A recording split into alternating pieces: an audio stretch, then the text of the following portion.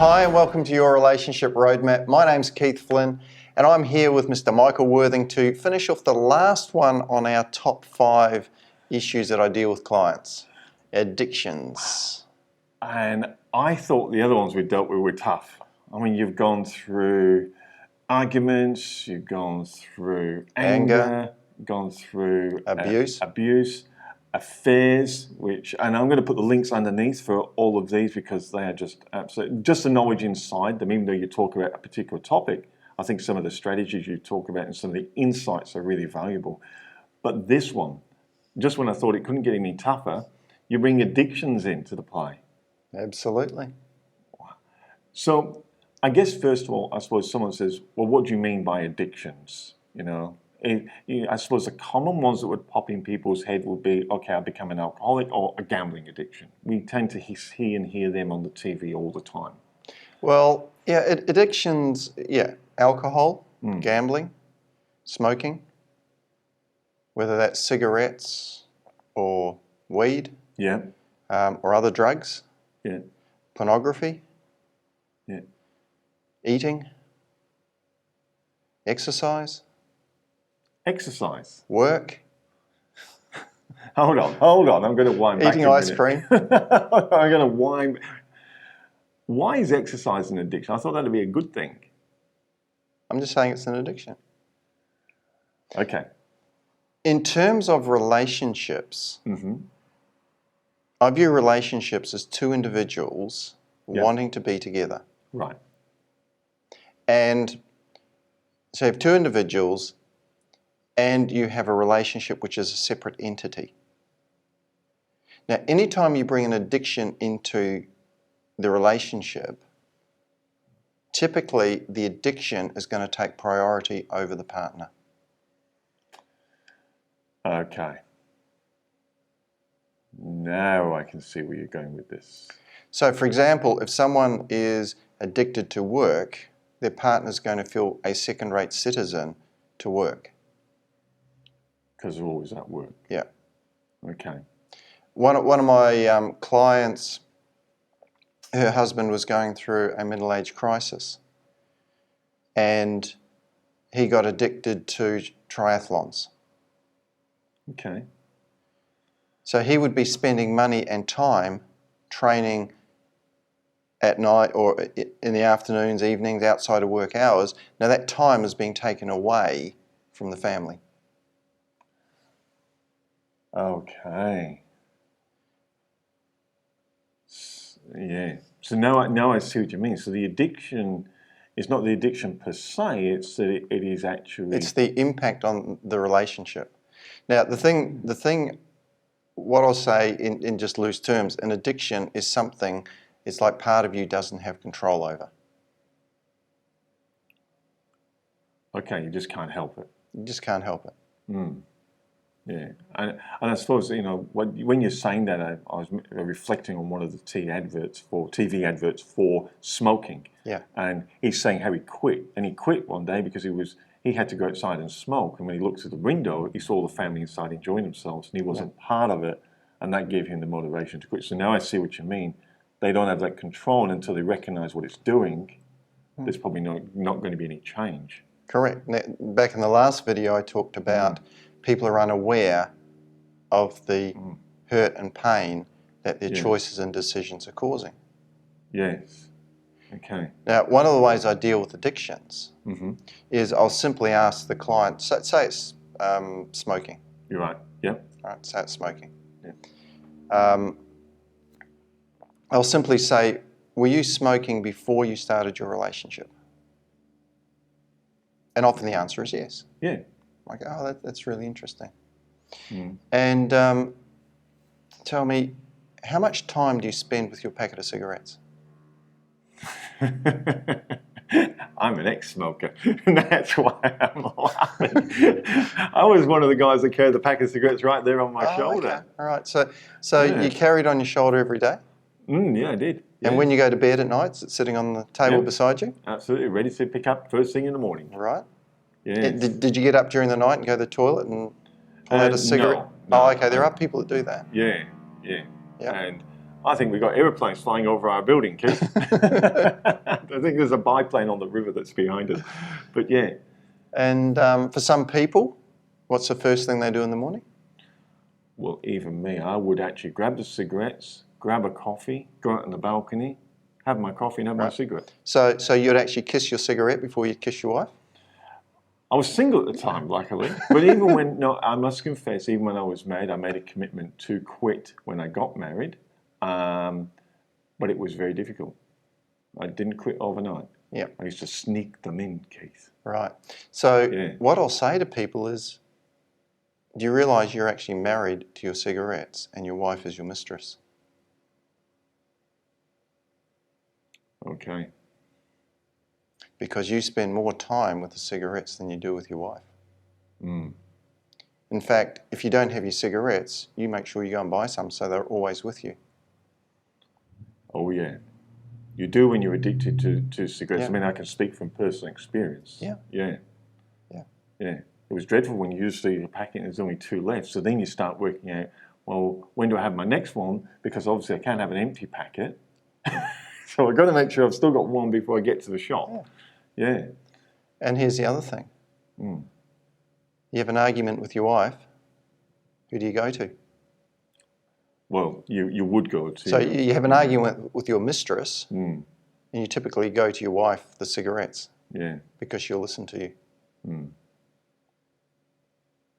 Yeah, so that's very, very interesting.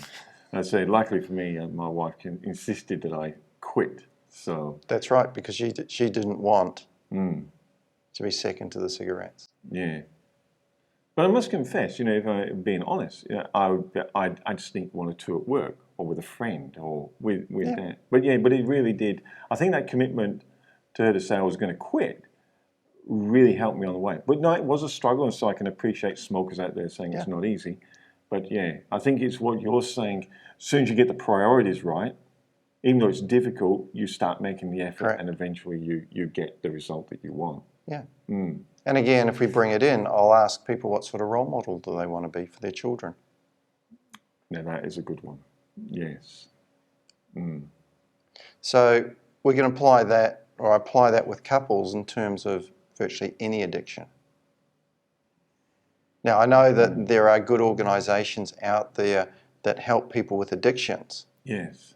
So, if you like, my job is to make people get clear on their priorities so they take some action towards their addiction.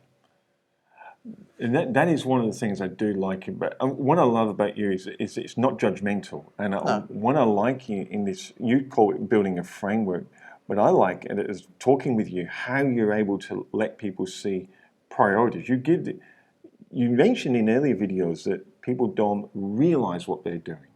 And you bring the realization and say, so now here's your choice. And I think having choice gives people freedom. Yeah. It's really interesting how you actually work with people. You don't force them, you don't bombard them, but you open their mind. And I know a lot of people that come to see you go, I never realized. Well, it's not quite like that. Not quite like that. Okay, I was a bit too simplistic. I'm sure there's people though. When they realise, they tear up often. So maybe they knew but just weren't admitting it to themselves? Is that what it is? Well, part of them knew, but also often they can be like in a fantasy world. Right. Often they've just had this habit, or as I mentioned earlier, they've learned it from their parents. It's what they've grown up with. It's what they think is normal.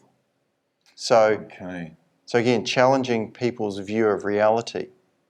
And again, in the video on connection, I question people about spirituality and who they actually are. So start to really fundamentally question how people are showing up in life. And what's really, really important. And I'll often say to people who are in relationships, look, if you want to be single, choose either be in a relationship or be single. You can't have the single life in a relationship. and how many times I'm sure people watching can relate to that, either themselves or friends that they've seen get married, but still want to, I don't mean to go with the guys on this, but you see blokes going, but I still want to go to the pub with my mates. I still want to have my man cave. I still want to do this. And they want their single life. They just want the convenience of a partner at home. Yeah. Yeah. Except the partner at home with the children is building a family and wants their husband or their partner with them. To be part of that. Yeah. So a lot of people I see are in the age groups are like roughly 25 to 35, making that transition from being single to married life. And again, that could be another addiction. In other words, you're addicted to the single life. Yeah. So again, people have just got to make a choice. When you deal with, and I'm conscious of your time, Keith, but when you deal with addictions and someone says, how do you get them to the point where they want to get rid of that addiction? How do you, because people they must be saying, well, some addictions are just uncurable. Is that true or not?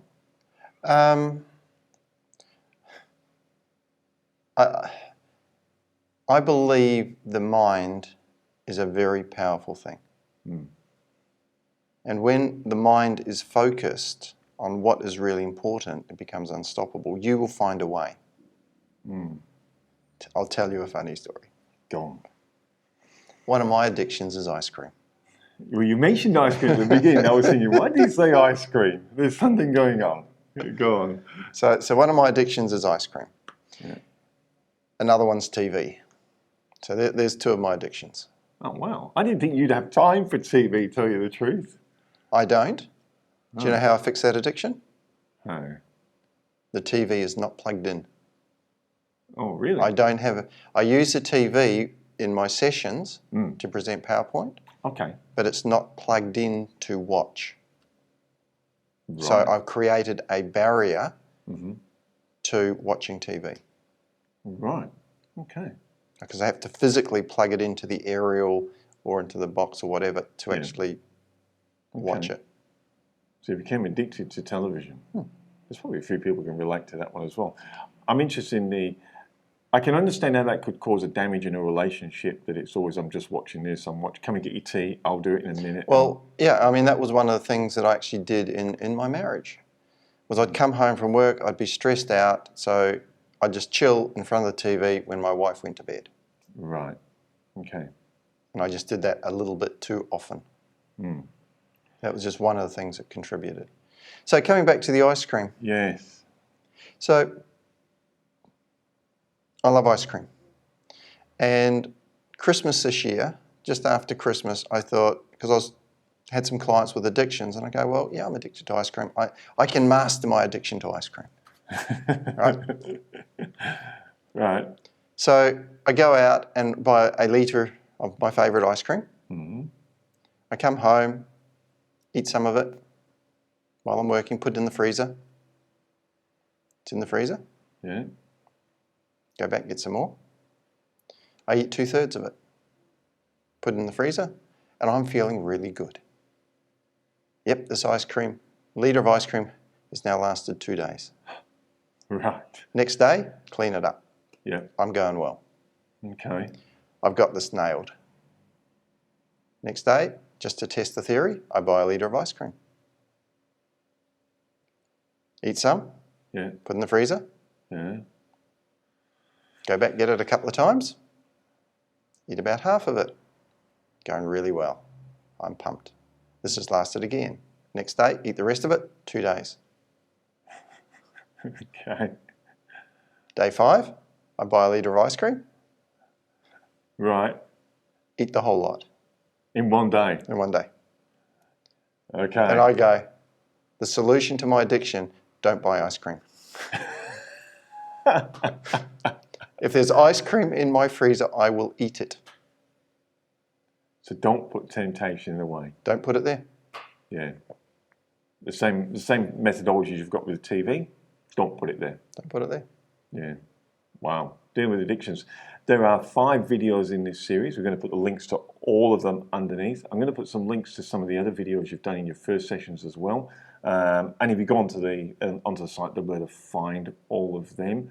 And I think we're going to come back and do a wrap up. A bit of a wrap up, yeah. Do a wrap up for all these. So if you watch these and you kind of go, okay, let me just have a bit of a summary on everything, then that's what we're going to do in the next video. Wonderful. Ice cream. Don't buy any.